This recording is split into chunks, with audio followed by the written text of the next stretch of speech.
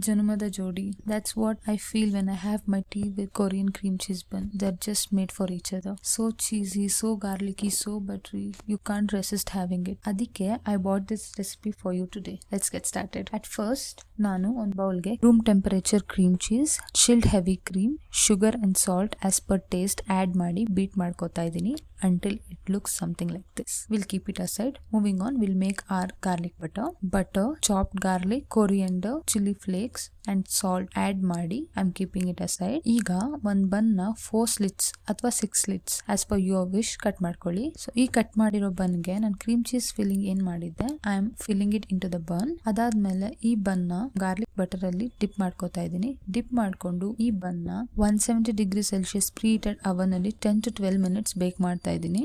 And that's it. It's so quick to make and tastes super delicious. ವಿಡಿಯೋನ save ಮಾಡಿ and try ಮಾಡಿ. Bye bye.